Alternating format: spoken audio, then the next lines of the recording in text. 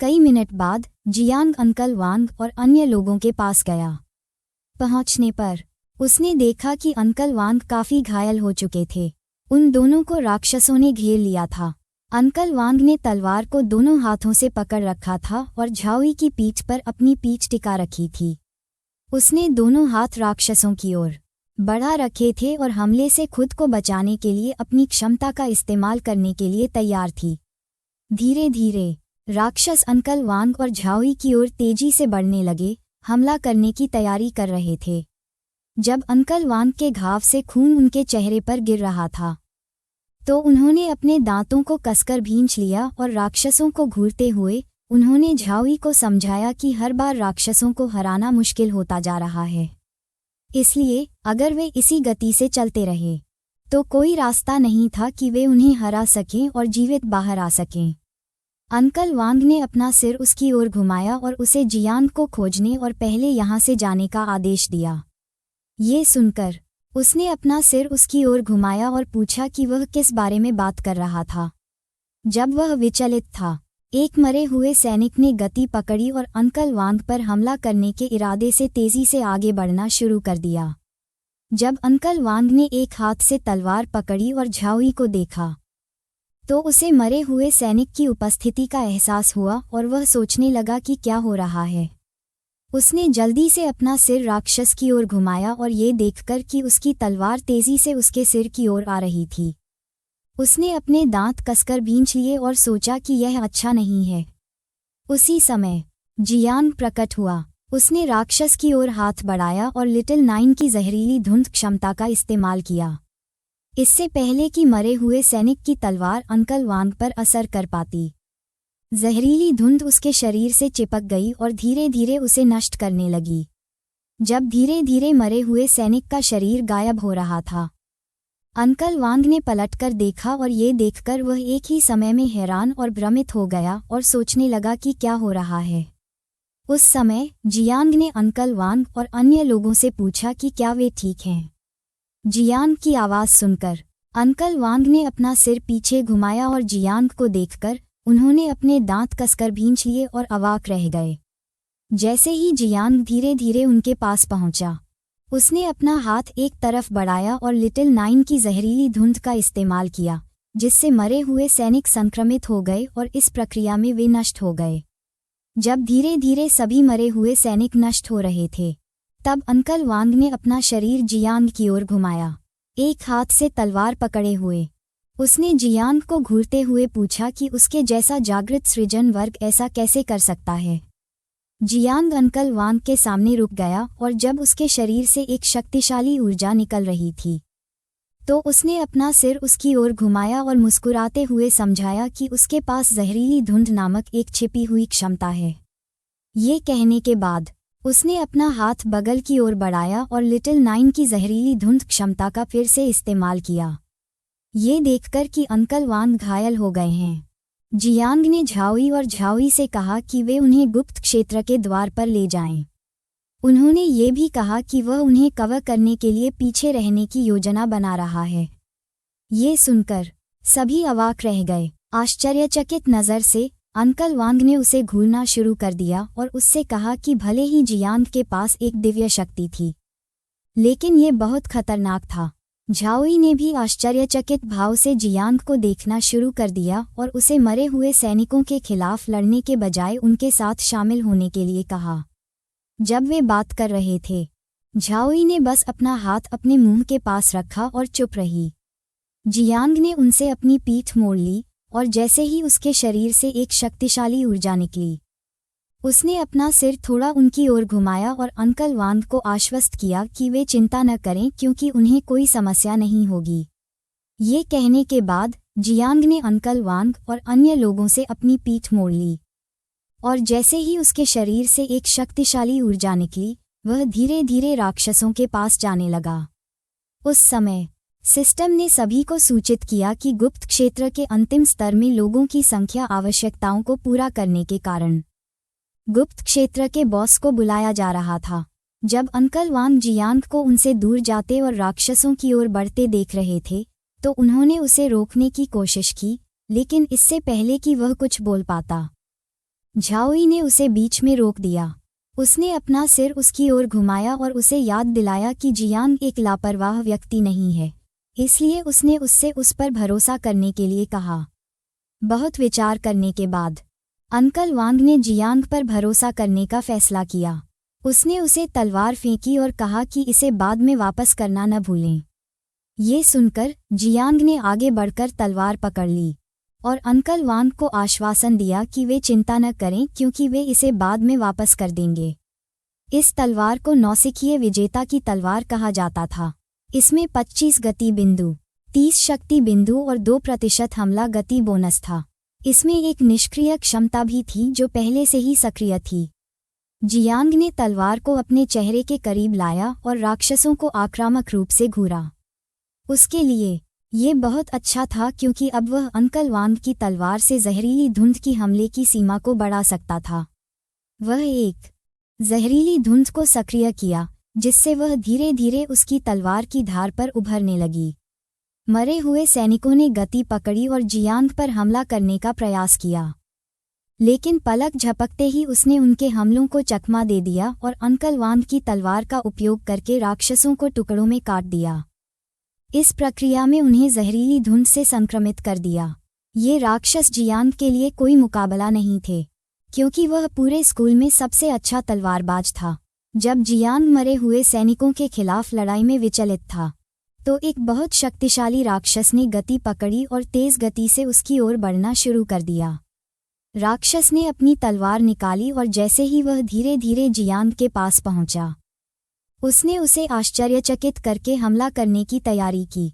हालांकि जियांग को शुरू में हमले की उपस्थिति का एहसास नहीं हुआ, लेकिन एक बार जब उसने अपना सिर एक तरफ घुमाया तो उसने देखा कि राक्षस बहुत तेजी से उसकी ओर आ रहा है। जियांग ने गति पकड़ी और राक्षस के हमले को चकमा देते हुए एक बड़ी छलांग लगाई और उसकी तलवार जमीन पर गिर गई। राक्षस का हमला इतना जोरदार था कि उसने जमीन को भी टुकड़ों में तोड़ दिया। ये देखकर कि जियांग ने हमले को चकमा दे दिया है, राक्षस ने उसे जानलेवा नजरों से घूरना शुरू कर दिया, फिर तलवार को कसकर पकड़ लिया और ये देखकर कि वह हवा में है, फिर से हमला किया। सौभाग्य से जियांग ने समय रहते अंकल वांग की तलवार का उपयोग करके हमले को रोकने में कामयाबी हासिल की। हालांकि ताकत में अंतर के कारण अंकल वांग ने जो तलवार उसे उधार दी थी वह आधी टूट गई, जिससे जियांग पीछे की ओर गिर गया। जल्दी से जियांग ने जमीन पर कदम रखा और अपने शरीर को गति में रोकने में कामयाब रहा। फिर उसने अपना सिर एक तरफ घुमाया और ये देखकर कि अंकल वांग की तलवार टूट गई थी, वह हैरान रह गया। ये बॉस उसकी कल्पना से कहीं ज्यादा शक्तिशाली था। जियांग बॉस से ज्यादा तलवार के बारे में चिंतित था क्योंकि वह नहीं जानता था कि अंकल वांग को कैसे समझाए कि उसकी तलवार टूट गई है। गुप्त क्षेत्र के बॉस को अनडेड किंग कहा जाता था और वह लेवल 15 का था। अनडेड किंग खड़ा हुआ और एक हाथ में तलवार पकड़े हुए जानलेवा नज़र से जियांग को घूरने लगा। उसी समय अनडेड किंग का शरीर कंपन करने लगा और पलक झपकते ही वह जियांग के पीछे आ गया और हमला करने के लिए तैयार हो गया। अनडेड किंग की मौजूदगी का एहसास होने पर जियांग घबरा गया और सोचने लगा कि बॉस इतनी तेज गति से कैसे आगे बढ़ गया। जियांग ने अपना सिर अनडेड किंग की ओर घुमाया और आक्रामक नज़र से उसे देखते हुए उसने लिटिल नाइन को बुलाया। इससे पहले कि अनडेड किंग की तलवार जियांग पर वार करती, लिटिल नाइन प्रकट हुई और ब्लेड को पकड़ लिया। वह अनडेड किंग को घूरने लगी और जियांग से पूछा कि क्या वह उसे खत्म कर सकती है। बिना किसी हिचकिचाहट के जियांग ने हाँ में जवाब दिया। ये सुनकर लिटिल नाइन खुश हो गई और उसने अपने हाथ से ही मरे हुए राजा की तलवार के ब्लेड को टुकड़ों में तोड़ दिया। उसने अपने हाथों को बगलों की ओर फैलाया और उसके शरीर से एक शक्तिशाली ऊर्जा निकलने लगी जो सभी दिशाओं में घूमने लगी। ये देखकर मरे हुए राजा सतर्क हो गया।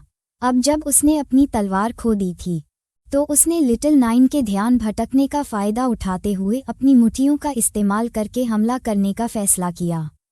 मरे हुए राजा ने उसे आश्चर्यचकित करके हमला करने के इरादे से उसकी ओर तेजी से बढ़ना शुरू कर दिया। उस पल लिटिल नाइन ने अपनी आंखें खोलीं और उसका शरीर अचानक बदल गया। अपनी आंखों में एक जानलेवा नज़र के साथ जियांग ने उसके शरीर पर हमला करना शुरू कर दिया। जियांग ने अपनी तलवार को तेजी से घुमाया और उसके शरीर को टुकड़ों में तोड़ दिया। उसने अपने हाथों को बगलों की ओर फैलाया और उसके शरीर से एक शक्तिशाली ऊर्जा निकलने लगी। ये देखकर मरे हुए राजा सतर्क हो गया। अब जब उसने अपनी तलवार खो दी थी तो उसने लिटिल नाइन के ध्यान भटकने का फायदा उठाते हुए अपनी मुट्ठियों का इस्तेमाल करके हमला करने का फैसला किया। मरे हुए राजा ने उसे आश्चर्यचकित करके हमला करने के इरादे से उसकी ओर तेजी से बढ़ना शुरू कर दिया। वह सीधे मरे हुए राजा को घूरने लगी और खुद को बचाने के लिए टेंटेकल्स का इस्तेमाल किया। उसने एक आक्रामक रुख अपनाया और अपने टेंटेकल्स का इस्तेमाल करते हुए उसने मरे हुए राजा पर कई वार किए। उसके टेंटेकल्स तलवारों की तरह तीखे थे। धीरे धीरे उसके तीखे तंबू मरे हुए राजा के शरीर को नष्ट करने लगे। सबसे पहले उसने उसका बायां हाथ काटा और फिर दायां हाथ और अंत में उसने उसका सिर काट दिया।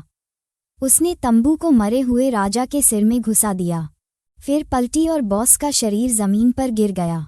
उसने मरे हुए राजा का सिर अपने हाथ में लिया और जब उसका शरीर एक शक्तिशाली ऊर्जा उत्सर्जित कर रहा था तो वह जियांग के पास जाने लगी, उसे देखकर कि वह कितनी शक्तिशाली थी। जियांग मुस्कुराए बिना नहीं रह सका। उसे विश्वास नहीं हो रहा था कि लिटिल नाइन एक गुप्त क्षेत्र के बॉस के सामने इतनी शांत थी।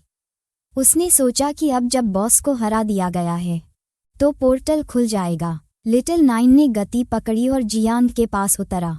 उस पल उसके सामने एक ऊर्जा क्रिस्टल दिखाई दिया।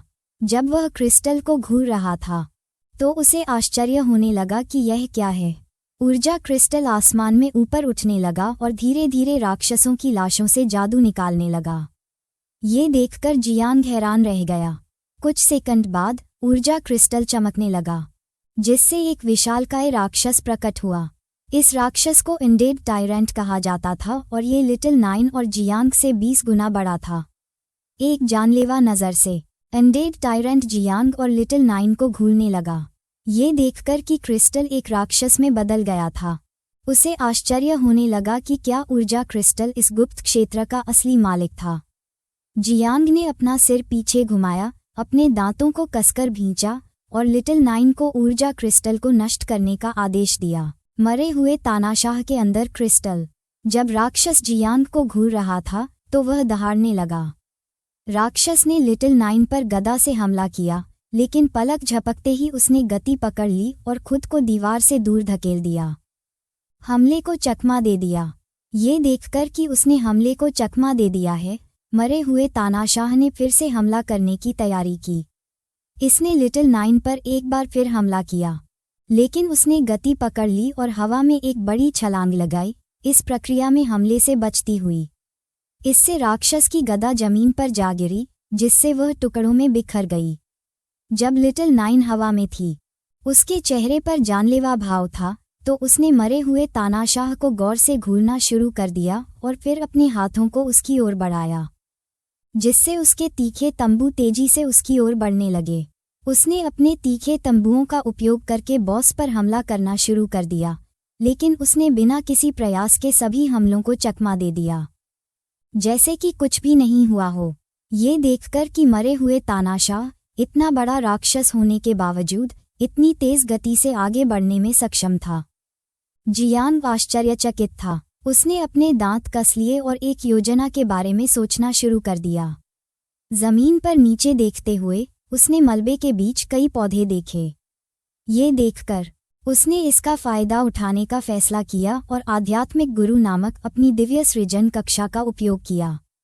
उसने पौधों को घूरना शुरू कर दिया और सोचा कि उसके पास केवल एक ही मौका है। यह वीडियो का अंत है। अगर आप लोग अगला भाग देखना चाहते हैं तो हमारे चैनल को सब्सक्राइब करें, वीडियो को शेयर और लाइक करें।